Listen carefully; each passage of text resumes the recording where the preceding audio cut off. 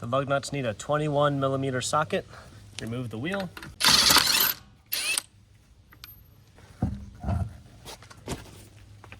And to remove the caliper, which is this, go on the back side. We're going to remove this bolt.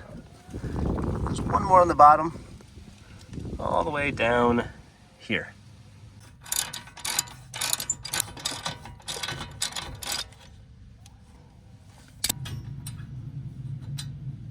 And you can just hang your caliper up and out of the way, trying not to put too much stress on the brake line.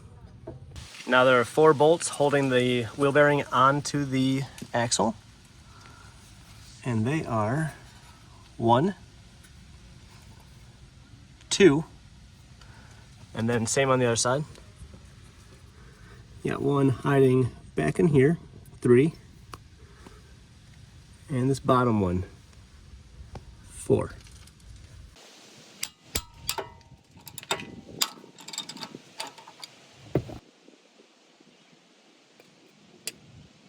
It's a little too tight for my socket to fit on there straight, so I'm going to try a wrench, like a flat wrench.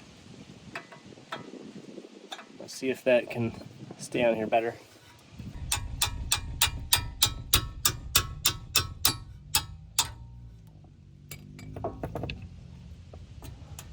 I think the only way to not strip this thing is to put the boxed end on here.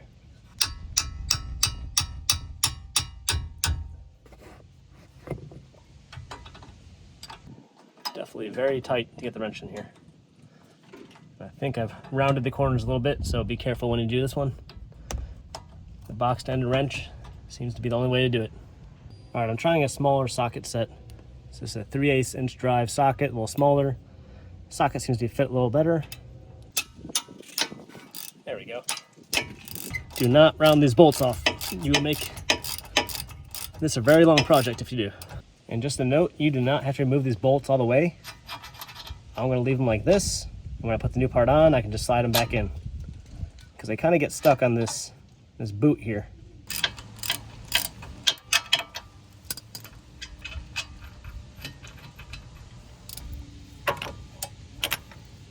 Here I'm just using a long pipe to get more leverage. There we go. You can see the nut on the end of the axle.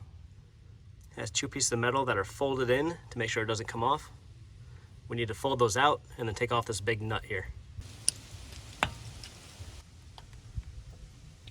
And there we go. You can see I folded those out, and now the nut can come off. And this nut takes a 32mm socket, which is pretty big. Probably a specialty socket that you're not going to have sitting around.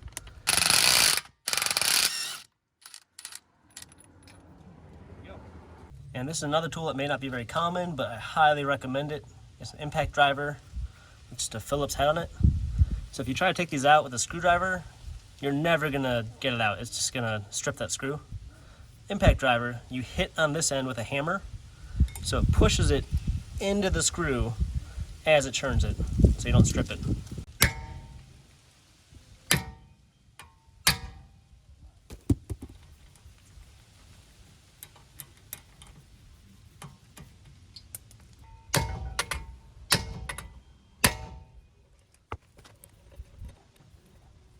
Now you can remove your rotor.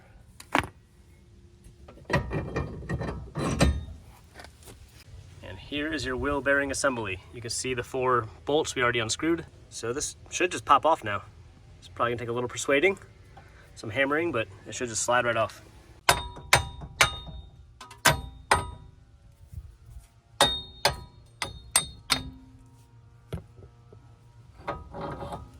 There you go. 1 wheel bearing assembly. And here's the old and the new. And one question I had was, this new one came with this plastic ring. I wasn't sure if that was protective and should be removed, but the answer is no. This is on the stock one too. So I'm going to leave that plastic ring on there. So when you're putting this on, you can see that this is kind of long ways and this is short. So make sure you have this aligned long ways so that these holes match up with the 4 bolts. You can see those holes line up with the bolts. Put the big axle nut back on there.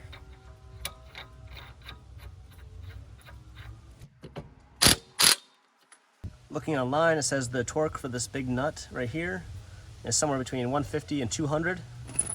My torque wrench maxes out at 150, so I'm gonna torque it all the way down and then turn it a little bit more.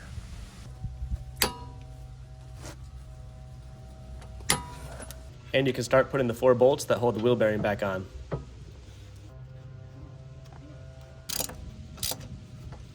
Looking online, these hub mounting bolts are 50 to 70, so I'm gonna do 60 foot-pound, just so I know all around that they're even.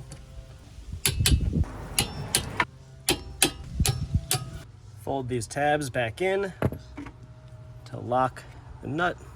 Let's put the rotor back on and the 2 screws.